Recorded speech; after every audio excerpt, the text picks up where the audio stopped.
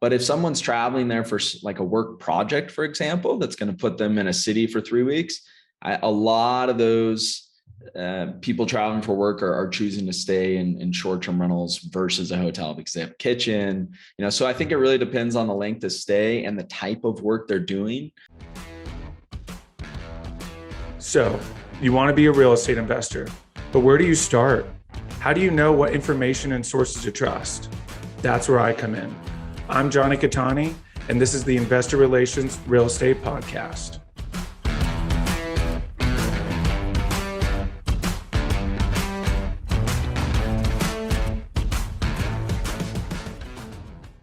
Hey guys, real quick, before we start, go to investwithcatani.com and download my free ebook, Is Commercial Real Estate Recession Proof? Now to today's show. What's up, guys, and welcome to another episode of the Investor Relations Real Estate Podcast. I'm your host, Jonny Catani, and I'm joined today by Tim Hubbard. Tim has been investing for 12 years, but started focusing heavily on short-term rentals 7 years ago. Since then, the team has accommodated over 20,000 guests in his properties. He manages all of them remotely and has lived in Colombia and Brazil for the last 5 years. He's also the host of the Short-Term Rental Riches podcast. Tim, welcome to the show. Thanks for having me. Great to be here. Absolutely. Looking forward to the conversation today. I know there's a lot of people in the short-term rental space, but haven't had a lot of them on the podcast. So this will be a fun conversation. But take us back. You started investing 12 years ago. What were you doing then, and what led you to where you're at now? Yeah, I started with the small multifamily property, a fourplex. I think somewhere along the line, I'd read Rich Dad, Poor Dad, like a lot of us. And also had a friend's uncle that was pretty heavy in real estate. And so he was kind of like, I saw how well he was doing, and I realized that it was probably a pretty good path. So I started investing slowly. At one point I was working as a commercial broker in Northern California. So we did a lot. We just worked with investors, multifamily properties, commercial, warehouse, pretty much everything, retail, shopping. So I got a lot of really, really good experience. That small team I worked on, we did over 2 billion in transactions. So there were a lot of really big transactions, just underwriting deals all the time, and got a lot of really good experience. And at the same time, I was still investing, just kind of growing my long-term portfolio. And I really loved traveling. I guess that's the back end way that I got into short-term rentals. And I was in another state at one point looking at some long-term rental properties as investments. And I was staying in a short-term rental. And I looked up the cost of the rental I was staying in and realized that the return was much higher on those types of properties. And so from that moment, I started switching some of my own properties over and started focusing more heavily on properties that made more sense just as short-term rentals. So that is it in a nutshell. Awesome. I love that. That's amazing. And it is crazy when you crunch the numbers. Obviously, a few variables in there, but all things being equal, when you crunch the numbers and you realize how much more these short-term rentals really can bring in. I did have one guest not too long ago who was like, yeah, just this summer we'll basically cover our entire, all of our expenses for this one property. And I'm like, that's incredible. So what does your portfolio look like now? How many properties do you have, and what markets are you in? I have about 70 units. Most of those are small multifamily properties. So like duplex up to 12 units. I do have a little bit of commercial property, and I still have some long-term rentals too. So those are spread out over 5 cities, 3 countries, I guess. I've got some property here in Colombia now and a little bit in Brazil. But most of them are in Tennessee. Most of my portfolio is in Tennessee. And what was it about Tennessee? Is that where you grew up? No, I grew up in Northern California, actually. And I started investing there. So I have some properties in Sacramento as well, where I'm from. But as the market changed and potential returns were changing, I started looking in other areas. And so I went to quite a few cities around the US, Texas and Florida. And I just found at that time the best opportunity in Memphis, also the best property. So bought a small 8-unit apartment building there, converted them all to short-term rentals, and it worked out really well. So kept growing there, and it's still working out well. I like the market because it's a really good market. It has good long-term fundamentals too. So all my properties pretty much have that as an exit strategy. They work really well with short-term rentals. They're in good areas where you can walk to restaurants and stuff like that. But I could also rent them as a long-term rental if things didn't work out for some reason. And that's how I initially bought or acquired all my properties, as long-term rentals. That's awesome. And that's a really, really great, obviously comes from your commercial background and understanding the long-term. And you were a little ahead of the curve there then in Tennessee, because now, I mean, that place has exploded.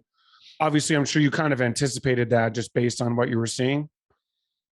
Yeah, I mean, I was following people that were much more seasoned in real estate than I was. And so I just took hints from wherever I could, and I checked out a lot of these markets.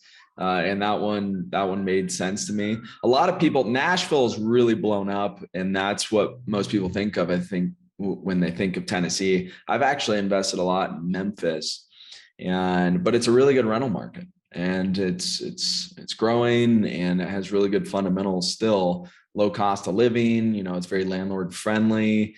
They have a huge medical industry, which I think is really big and going to be really helpful for the city in the future.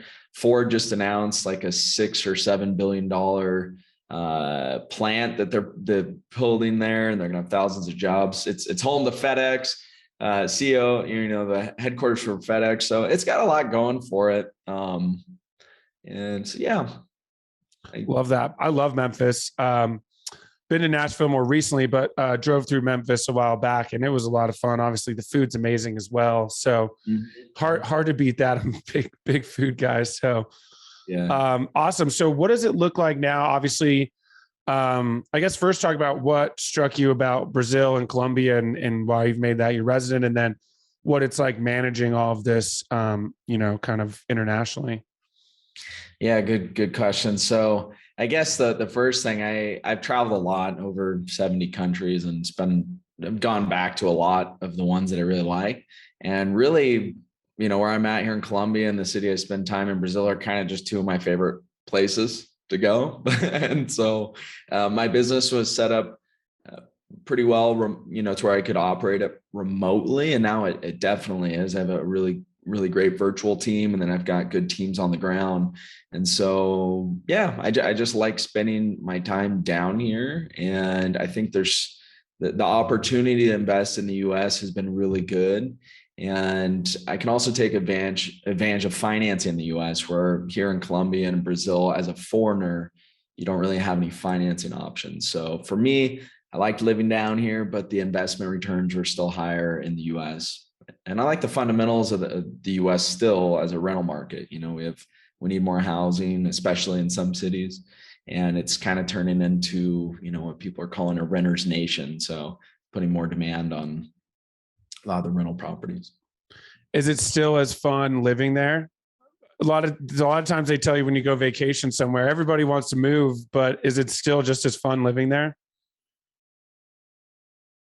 So it's changed. I mean, I would say, like, I have my best group of friends now is here, Medellin, people from all over the world that also discovered this place and realized that they really, really liked it. And also a very diverse group of friends. They have all sorts of different businesses. And I've been in the real estate world for such a long time. And, like, all my friends are kind of real estate. So I like the diversity down here, and there's some really great people. And yeah, I think this is just getting better and better, honestly. So, but I do like going to Brazil. It's nice to change things up. We get used to things, and sometimes we don't appreciate them as much, I guess, as we did when we first discovered them. But so I like having the change up. That's awesome. I love that. So you kind of mentioned your team, mostly virtual. You've got some on the ground. What's that been like, kind of building that team and creating what you have now? Yeah, so two parts to it there. The virtual part has been really great and really fun, actually. It's all my team is from the Philippines, and they're awesome. They're fantastic. They all help each other out, which is really cool. So I have a full receptionist team. They're the ones that are answering guest questions, responding to reservations, and all those types of things. All the moving pieces that can be done virtually, which is, in the short-term rental world, a lot of it, right? We don't meet our guests when they check in or do anything like that. So they handle a really big piece of the management. And then on the ground, we have our housekeepers and our maintenance team, and they communicate with the virtual team, and we use some different software programs and stuff like that to coordinate and schedule. And so, yeah, it's a good setup now. I would say like short-term rentals are more popular than they've ever been. And so because of that, we have more software options than we've ever had. We also have more management companies popping up to manage short-term rentals, and more people just kind of feeding the industry. So it's gotten easier to find help, but it is hard to find good housekeeping help, I would say. And so just got to make sure you take care of the people that are on your team. Yeah, absolutely. That's awesome that you've built that. And so what does it look like now for you day to day? Are you working on something else? Are you going to continue building the portfolio? Yeah, I'm always kind of, I just added some units recently. And so we're adding more short-term rentals, all which I can do virtually too, which is pretty cool. So I do focus a little more time just on the investment side, trying to acquire some more properties. And I've ventured in a couple different avenues. Like I got a commercial property a couple years ago to turn into a laundromat to do all the laundry for a lot of my properties in Tennessee. So been experimenting with that. Also down here, been in negotiations the last 6 months on a pretty big development. That one's not looking like it's going to pan out, but there's another one already in its place. So I really like it down here. I think it's also an excellent short-term rental market because a lot of the demand, there's a lot of demand coming down, but there's actually not a lot of short-term rentals here because they're highly regulated. And so the potential project I'm looking at right now has a commercial license where we can rent without restriction on a short-term basis. So anytime you have that kind of setup where there's a lot of demand coming in and you don't have a lot of supply or legal supply, a lot of times, people are trying to get around the regulations. I think that's a pretty good long-term outlook. So I'm excited to keep plugging away at that. Awesome. What kind of regulations? They just don't like them down there, or?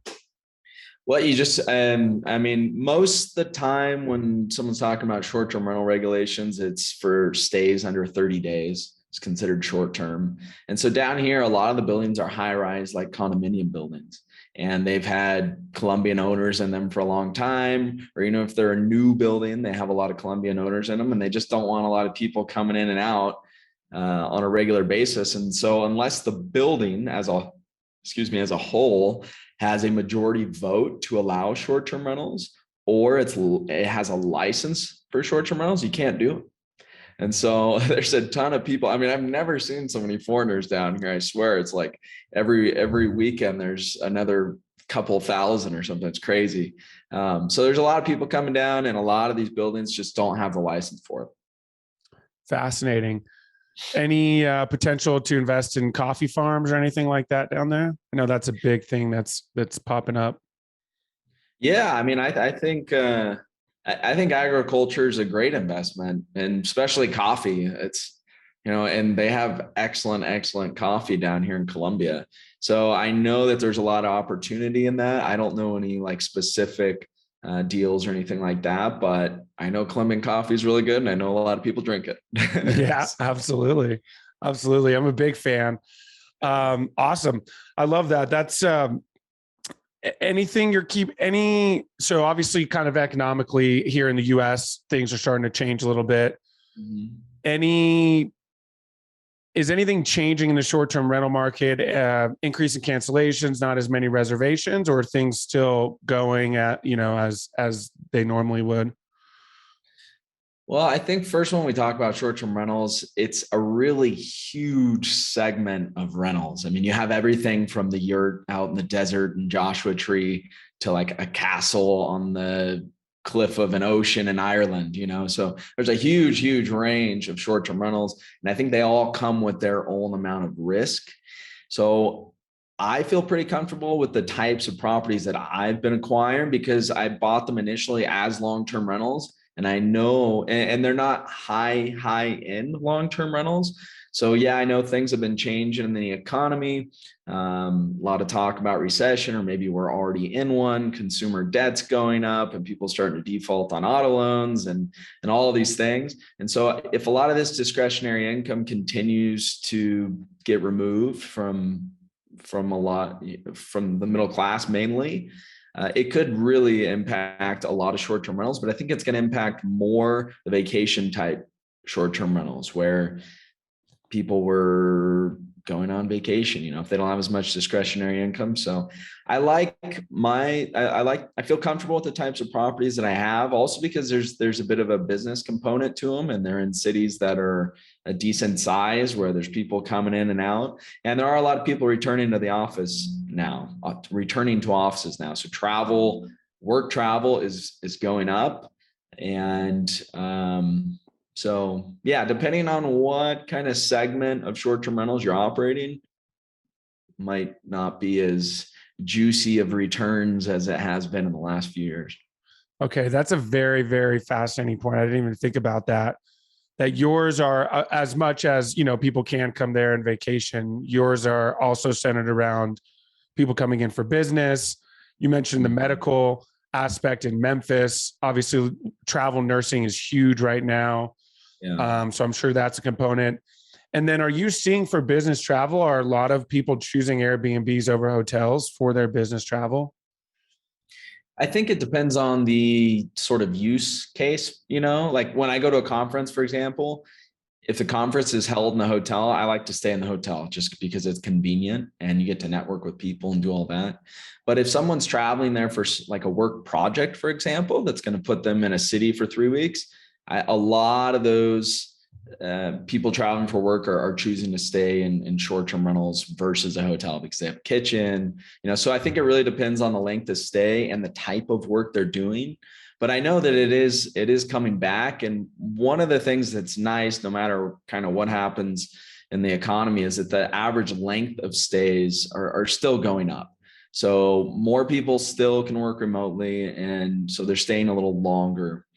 And I joined a virtual conference. Well, it was an in-person conference, but I joined virtually about a month ago with some of the biggest hotel names in the industry, tens of thousands of rooms. And they are seeing a big return in work travel as well. I think they went down to like 10% of their net income during the pandemic was from work travel. Now it's back to 40% already.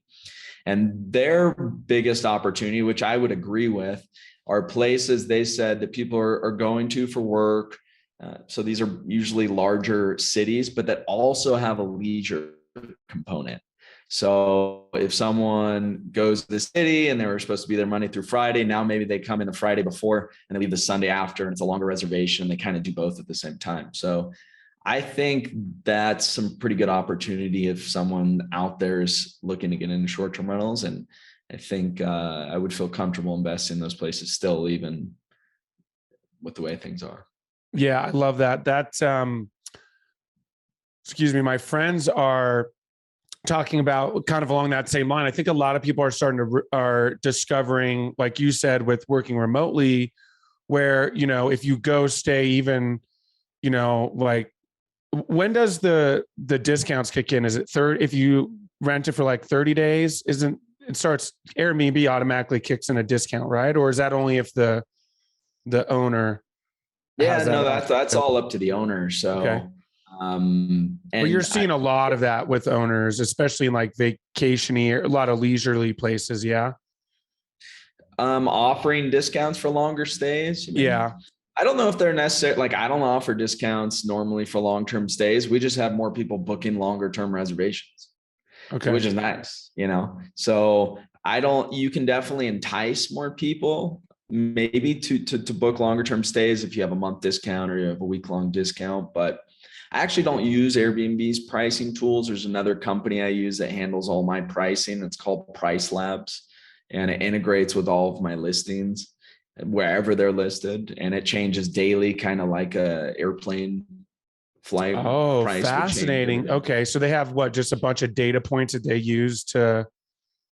Yeah, they have all the data for all the other short-term rentals in the area, not just Airbnb. So also on VRBO and booking.com, which is going to include hotels. So all the short-term rental stays in the area, they have data on, and I can compare my pricing with that.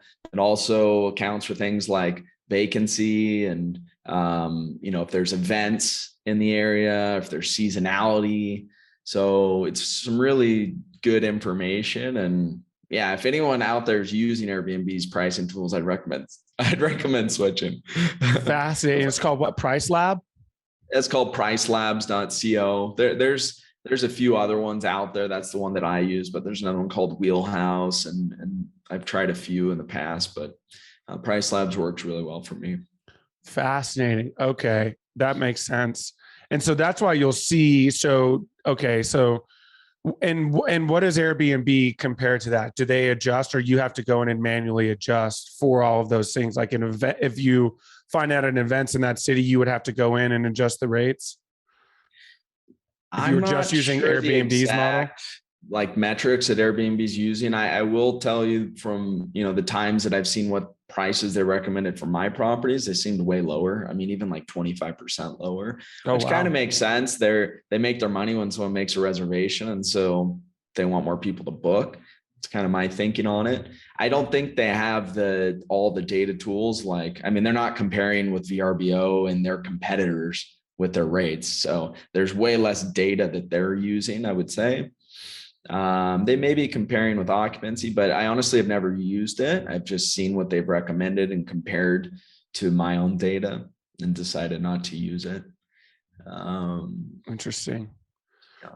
One thing this just comes from reading articles, is you're seeing, and you got to take with a grain of salt, of course, but an increase in dissatisfaction with prices due to things like, high service fees or cleaning fees.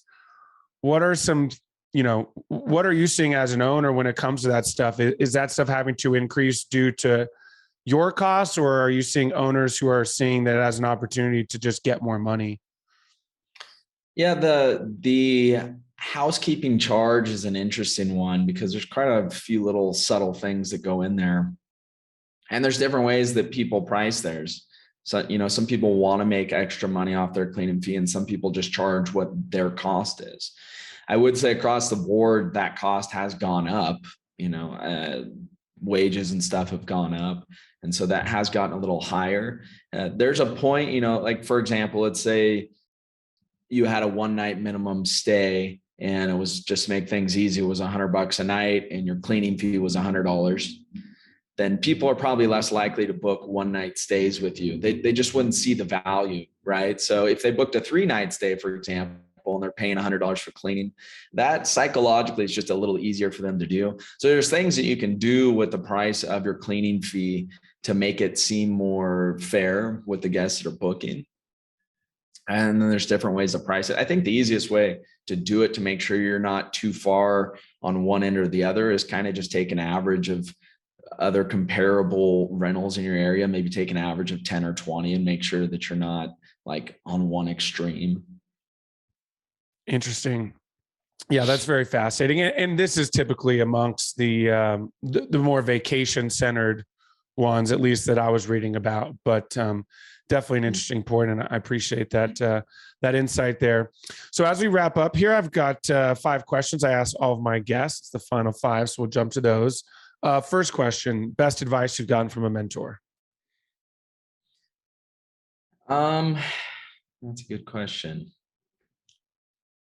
I guess I would say always be thinking of your backup plans. And with real estate, depending on the type of property that we buy, sometimes they don't have any backup plans. So you really got to make sure that you run your numbers right. And sometimes they have backup plans, which make it a little less risky. So I think that's probably one of the best tips that I got. Yeah. And I can tell you follow that because everything you've mentioned is all about how you have a plan B with all of your properties. And, for instance, the short-term could be long-term and so on. So I love that. What is it about your career that makes you feel like you're fulfilling your why? Well, I started teaching other people about how to operate short-term rentals remotely. I guess maybe like 3 or 4 years ago now. I had some friends. They're like, "Man, how are you living in Colombia and growing this real estate portfolio in the U.S.?" So I would say that's been really fulfilling. My podcast, you mentioned short-term rental riches. It's a short podcast, like 5 to 15 minute episodes with just tips for anyone interested in getting into short-term rentals or for operating ones that they already have. And so we get a lot of really good feedback from that. And that's been fulfilling for sure. Love that. Was it a lot of trial and error building your virtual team? Yeah, there was a lot of trial error, like the whole, there was several years I didn't have the virtual team and I was paying for a third-party company to kind of do the same thing. So there has been a lot of trial and error, and there still is. So I'm still actively in it and learning and trying to share that with everyone that's interested. Love it. Favorite non-real estate or investment related book? There's a lot. I guess non-real estate related. This is tough. I'm going to go with one that I think it's called The Slight Edge. And it's just about taking little actions each day that add up into really big results. And so it's not a very intricate, idea, but the way he lays it out in the book, it just makes so much sense. And it really, I think, motivated me or reminds me of that all the time, that, for us to achieve big things, we got to do it one step at a time and do it little by little. And so I think that's a really, really good book, The Slight Edge. Love it. Added it to the list. If you could have any superpower, what would it be? Superpower. That's a good one. Gosh, I don't know. You might have stumped me. I haven't thought about this.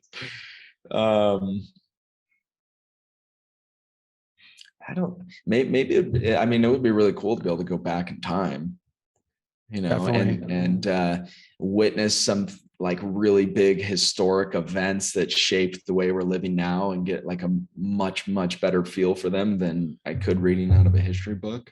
I think that would be a good one. Absolutely. I don't know that I'd want to go back and make changes, although of course, we talk about certain things. We're like, oh yeah, I'd go back and kill Hitler before he took over, blah, blah, blah. But like, certainly I'm with you. I'm kind of a bit of a history buff. And so some of those events would be cool to just, like you said, get that experience firsthand. Mm-hmm. And just give you the perspective, or how far we've come.